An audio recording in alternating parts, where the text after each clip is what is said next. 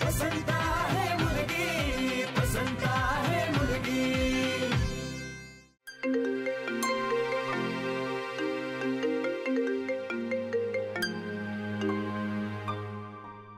कोणाचा आहे? आई। मग घे ना। नको। का? अरे तिला माझ्या आवाजावरनं लगेच कळेल की काहीतरी झालं। हे बघ, तू फोन घे, नाही तर उगाच काळजी करत बसतील ते। करते थोडे। हे बघ, मी बोलू का? नको अरे, माझा मूड नाही। मी हे बघ, फोन वाजतोय, काही इमर्जन्सी असेल तर? नाही, तसं असेल तर आमचं ठरलंय की मेसेज करायचं। ज्यार्थी फक्त फोन करते म्हणजे सहज केलं असेल। बरं मला सांग, तू आता किती वेळ असा चेहरा पडून बसणार आहेस? वासू, अरे तिने असं का केलं असेल माझ्या बरोबर? मी तर नेहमी चांगला वागायचा प्रयत्न केला ना। माझ्या मनात आकाश नव्हता की मत्सर नव्हता। अरे मला तर खूप दया यायची आहे रे तिची। वासू, मला पण हेच वाटायचं ना की तिचं कुठल्या तरी चांगल्या मुलाशी लग्न व्हावं। वासू, अरे माझ्या डोक्यात इतपत विचार आलेला की आजी नाही का मला त्या पार्थ बद्दल सांगायची, जो लंडनला सेटल झालाय आणि आता भारतात मुली बघायला आलाय। मी विचार करत होते पार्थशी बोलू का ह्याच्याबद्दल। अगं उर्मी, तो लंडनचा मुलगा का हिच्याशी लग्न करेल? हिच्याशी म्हणजे? अगं म्हणजे ही फारशी न शिकलेली, गावात राहिलेली। बरे पण तशी बाकी हुशार आहे ती, आणि लहान गावात वाढली आहे, ह्यात तिचा काय दोष? बाकी शिक्षणाचं म्हणत असेल ना वासू, तर त्याला काहीच वय नसतं। छान शिकली असती, ग्रूम झाली असती, मुळात म्हणजे सुखी राहिली असती रे। मी बोलू का रे आजीशी? विचारून घेऊ पार्थला कशा मुली आवडतात ते। उर्मी, तिनं तुझा घरातल्या सगळ्यांसमोर अपमान केलाय, तुला आगाऊ आणि मूर्ख ठरवलंय सगळ्यांसमोर, आणि तू तिचंच लग्न जुळवायच्या गोष्टी करतेस। तिचं लग्न मोडलंय ह्याचीच सल राहिली असेल रे मनात। हे बघ, तिच्या मनात काय चाललंय याच्यापेक्षा तू तुझा विचार कर। अरे तर माझा कसला विचार वासू? आत्ता कुठे या घरात रुळायला लागले होते मी, पण दादा आता माझ्याशी कधीच बोलणार नाही असं वाटू लागलं। मनात न उतरले यार मी त्यांच्या। तू म्हणतोस ते बरोबर आहे वासू, आपल्याला कदाचित तिथनं गाशा गुंडाळून परत पुण्याला जावं लागणार, पण त्यांना आता मी इथे राहिलेली कितपत चालणार आहे ना याची मला कल्पना नाहीये। पण मला आता तू इथून गेलेली चालणार नाही।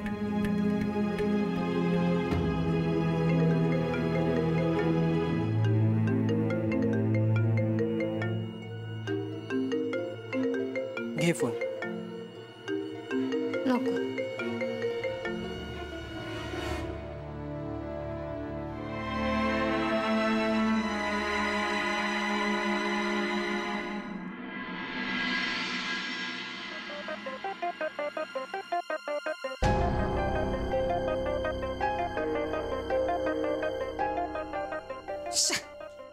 काय चाललंय या मुलीचं? उचलतच नाहीये ही फोन। आजारी बिजारी नसेल ना ग? अरे असं काही बोलली होती का तुम्हाला? अरे बाबा, मला आपलं वाटलं। तुम्ही काही लपवत नाही ना माझ्यापासून? अरे आम्ही काय लपवणार विद्या? हे साखरपुड्याचं वगैरे हे माहित नव्हतं का तुम्हाला? आम्हाला कसं माहित असणार विद्या? हो, आणि माहित असं तर सांगितलं नसतं का रे तुला? हा, पण उर्मिला तरी माहिती होती का नाही? काय माहित, असं काही बोलली तरी नाही कधी ती। नसेल माहिती, नाहीतर बोलली असती ती आपल्याला। आपण काही एकमेकांपासून कोणी लपवून ठेवत नाही, म्हणजे तशी सवयच नाही आपल्याला आपल्या या घरात कोणाला। अरे तिलाही माहित नसेल तर मग काय यानं तिकडे साखरपुडा आणि इकडे लग्न असा दुहेरी कार्यक्रम आखला होता का? काय आहे याच्या मनात? हा, म्हणजे माझ्या मुलीला फसवत तर नसेल ना तो? आणि तुम्ही दोघी बसला होतातच ना तिला फूस लावायला। घरात मी विलन ठरलो होतो, आता बघा काय वाढून ठेवलंय पुढ्यात बघा। तरी नशीब आर्टिकल छापून आले, माझ्यावर आरोप झाले, म्हणून मी माझी सगळी यंत्रणा लावली खरं खोटं काय ते शोधायला, आणि ही माहिती पुढे आली। ही एवढी धक्कादायक माहिती, कमाल आहे या मुलाची, यानं किमान काही सांगायला नको होतं. म्हणजे ज्या दिवशी साखरपुडा ठरला होता त्या दिवशी हा आपल्या मुलीला लग्न करून त्याच्या घरी घेऊन गेला. अरे काय आणि कसं स्वागत झालं असेल तिचं त्या घरात. हा नशीब गेल्या पावली परत नाही आली माझी मुलगी. छे माझंच चुकलं. मी त्या मुलाच्या घरादाराची नीट चौकशी करायला हवी होती, नाही केली मी. माझंच चुकलंय. कसा गाफील राहिलो ग मी आई. हा त्याची सगळी माहिती काढली मी, पण काय झालं म्हणजे त्याच्याबद्दल 4 लोक चांगलं बोलले ना, ते ऐकून गाफील झालो मी. माझंच चुकलं. मी माझ्या मुलीचा हात एका चुकीच्या मुलाच्या हातात दिलेला आहे.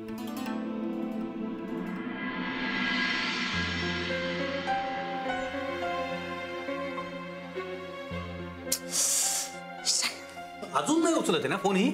नाही ना. बघ काय करायचं बाई या पोरीचं. तिनं आता उचललं नाही तर काय करणार आपण. आधीच काळजीनं बेजार झालोय आपण. निदान तिचा आवाज ऐकला तर बरं तरी वाटेल ना. मी आधीच सांगून ठेवतो ना दोघींना, मला एवढी गडबड असल्याचा काही संशय आला ना, मी तडक त्यांच्या घरी जाईन आणि माझ्या मुलीला हाताला धरून मी घरी घेऊन येईन. मी काय म्हणते विद्या, हे बघ, असं फोनवर तिच्याशी बोलण्यापेक्षा प्रत्यक्ष भेटून बोललेलं बरं. हो मलाही असंच वाटतं. फोनवर आपल्याला नाही कळणार नीट. ठीक आहे मी निघतो मग. अरे इतक्या तडकाफडकी निघू नकोस तू. आधी तिच्याशी बोलणं होऊ दे ना, मग निघू आपण. मी सुद्धा येईन म्हणते. मलाही वाटतं मी येते म्हणून. म्हणजे मी एकटी राहून काय करणार ना. अशी मला तिची काळजी वाटते. निदान डोळ्यांनी बघितलं तर खरं काय ते कळेल तरी ना. ठीक आहे मग चला लगेच आत्ता निघूया आणि तिला रस्त्यातच फोन करूया. चला. अरे थांब विद्या, अजून एक 5 मिनिटं वाट बघू ना तिच्या फोनची. कशाला आता, ठरलंय ना तर करून टाकू ना लगेच. अरे नको विद्याधर, थांब जरा. अशी घाई नको करायला. नाही म्हटलं तरी मुलीचं सासर आहे. असं घाईनी धडकणं बरं दिसणार नाही. अगं त्यात काय बरं नाही दिसत आई. आपली मुलगी आहे ती, तिला भेटायला काय बंधन आहे का आपल्यावर कुठलं. अरे इतकं ते सोपं नसतं विद्याधर. हे बघ, आपल्याला जे आता असं वाटतंय तसं ते नसेल, चांगलं असेल तर आपण असं घाईनी तिकडे जाणं हे बरं दिसणार नाही, ह्याचाही विचार करायला हवा. आपण मुलीकडचे अति आहेत असं नको वाटायला, हो की नाही का. घड्याळ लावून 5 मिनिटं वाट बघणार आहे मी. बरं थांब, मी मेसेज करते तिला.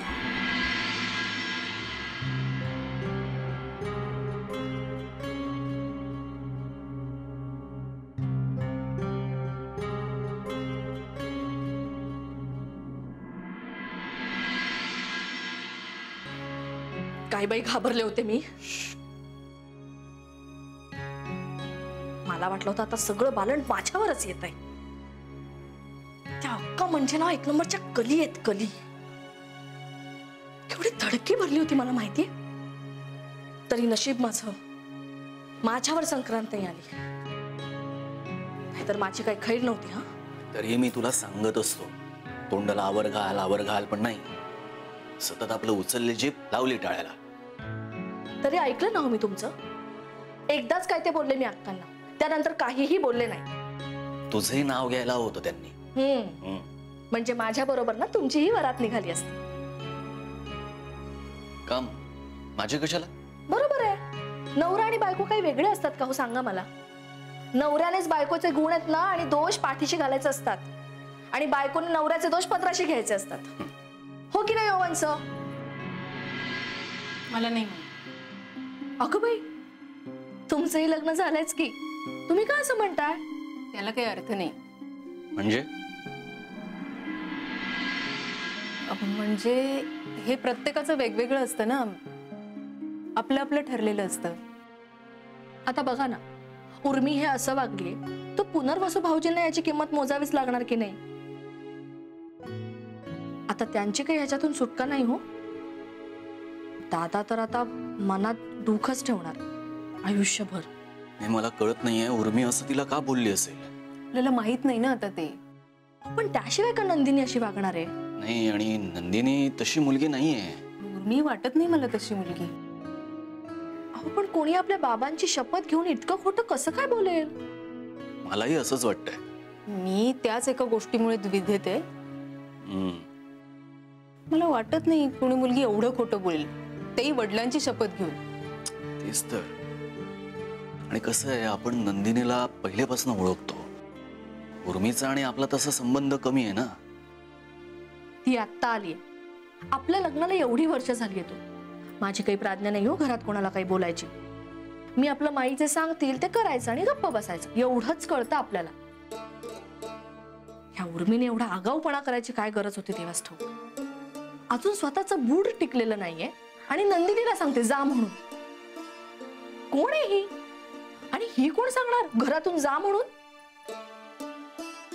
मला तर वाटतं माईंच्या मनातून उतरली असणार. दादा पुन्हा कोशात जाऊ नये म्हणजे मिळवली. मला वाटलं होतं सगळं चांगलं होतं, कुणाची दृष्ट लागली काय माहित. हे सगळं निवळायला किती वेळ जाणार आहे कुणाच ठाऊक. हा, हे आता काही निवडायचं नाहीये वंस. ती जर शाणी असेल ना तर तिने जावं या घरात. अहो खरंच आता कुठल्या तोंडाने ती ह्या घरात थांबणार आहे.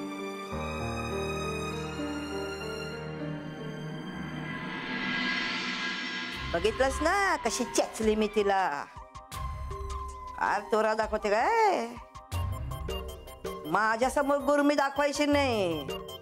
बघीन बघीन आणि अशी उतरवून ठेवीन ना. पण बरं झालं नंदे तू हिम्मत करून बोललीस ते, नाहीतर मला वाटत होतं की तोंड उचकटतेस की नाही. न उचकटायला काय झालं. ती काय बोळ्यानं दूध पिते. बोलायचं तिथं बोललंच पाहिजे.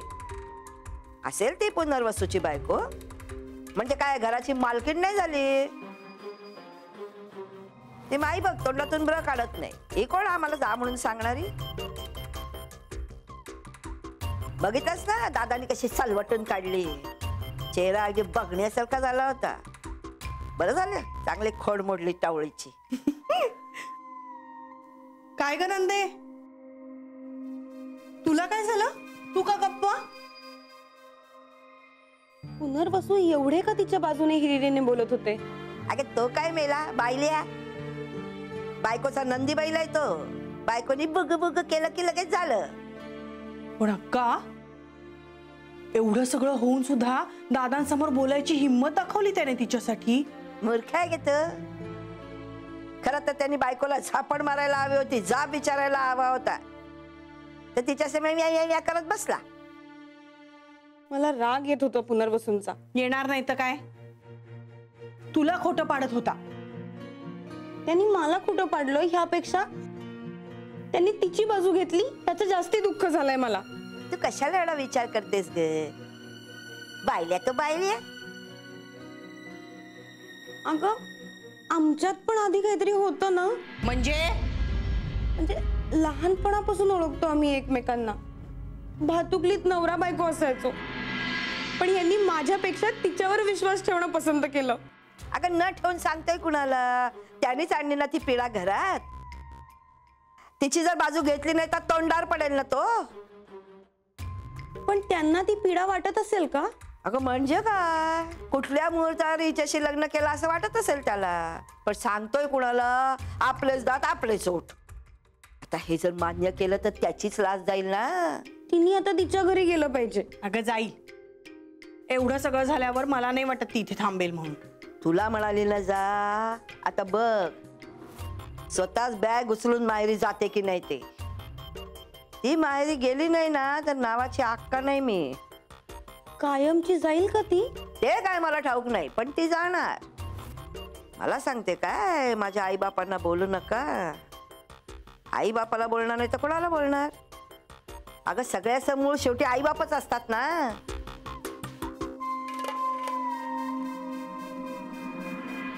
चांगलं जुळवत आणलं होतं मी सगळं. कळत होतं मला ते. मलाही वाटतं ना ग मुलानं सुनेनं आपल्या बरोबर राहावं. पर यांचाही राग निवळला होता. तिची चौकशी वगैरे करायला लागले होते आणि हे सगळं रामायण घडलं. मग आता काय. तुला यांचा स्वभाव माहितीच आहे. पुनर्वसून कोणालाही न विचारता तिला घरात आणलं आणि हे सगळं घडलं. म्हणजे यांच्या मनात ना ती पार उतरलीच आहे. म्हणजे त्या दोघांना यांनी स्वीकारण्याची जी काही थोडीफार आशा शिल्लक होती ती आता मावळली. नाही, तू कर ना काहीतरी प्लीज. अगं माझ्या हातात काय आहे? माझ्या हातात जे होतं ते मी करतच होते. हिनं परस्पर नंदिनीला जाऊन बोलण्याची काय आवश्यकता होती? निदान मला एकदा सांगायचं, मी तिला सांगितलं असतं असं बोलू नको, यांना आवडणार नाही. यांना काय, कुणालाच आवडणार नाही. अतिथी देवो भव हे संस्कार आहेत यांचे. बरं, नंदिनी आई विना वाढलेली पोर, वडील नुकतेच गेलेत तिचे. पुनर्वसूने असं सगळं केलं तर साखरपुडा मोडला तिचा. बरं, नंदिनीच्या बाबतीत या सगळ्याबद्दल हे स्वतःला दोषी समजतायत आणि आता हे सगळं घडून बसलं त्याच्यावर. माई, झालं ते झालं, चूक झाली असेल तिच्याकडून, पण काहीतरी उपाय काढला पाहिजे ना आता त्यावर. ह्या सगळ्यातनं मला एकच मार्ग दिसतोय आता. उर्मीनं पुण्याला जायचं.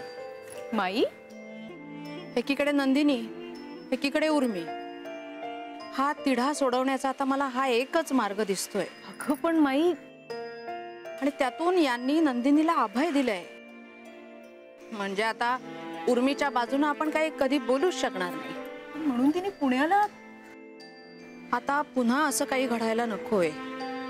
असं पुन्हा कशाला घडेल माई? आत्ता सुद्धा जे काही घडलं ते घडेल असं कुणाला वाटलं होतं का? पण चूक झाली असेल तिच्याकडून. मला तर वाटतंय की मलाच माणसांची पारख नाहीये, माझंच चुकलंय. चांगली वाटली होती हो मुलगी, काय निघाली बघ ना. ती नंदिनी बिचारी आई बापाच्या माघारी काय बघावं लागतंय तिला. मला माझंच चुकलं. मी म्हटलं आता लग्न झालंच आहे तर सून म्हणून माया लावायला गेले. सगळंच विसरून तिला जवळ करायला गेले. चुकलंच माझं.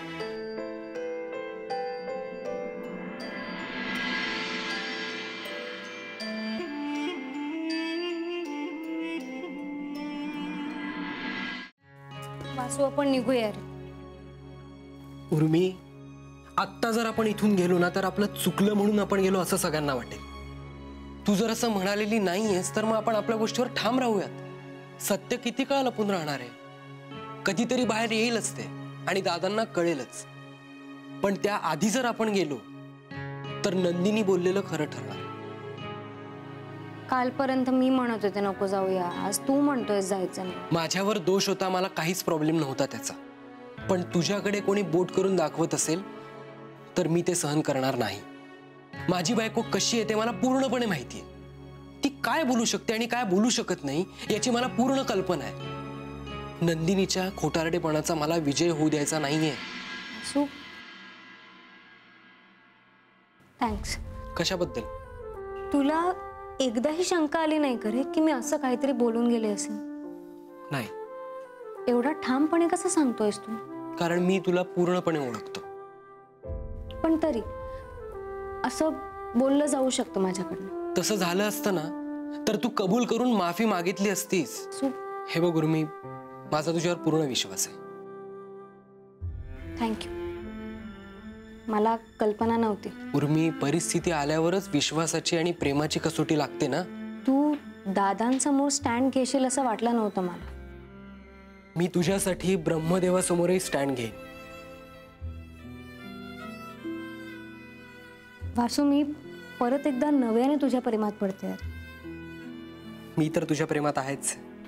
वासू, तू प्रेम करतोस हे तू सिद्ध केलंय सर. आता ना परत माझ्या मनात तुझ्या प्रेमाबद्दल कधीच कुठलीच शंका निर्माण होणार नाही. म्हणजे आधी शंका होती की काय? असं नाही रे, पण असं काहीतरी झालं की पटतं ना लगेच आपल्याला. यालाच संसार म्हणतात कदाचित.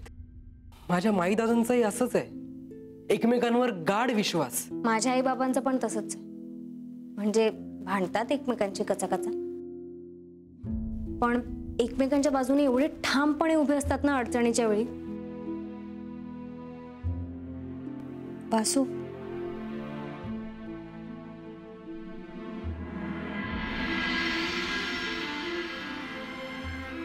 I love you. I love you to.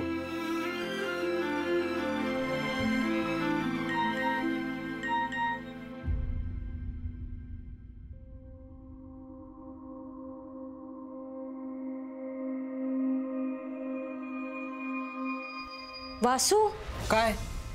अरे आई बाबा आणि आजी इथे यायला निघालेत. काय?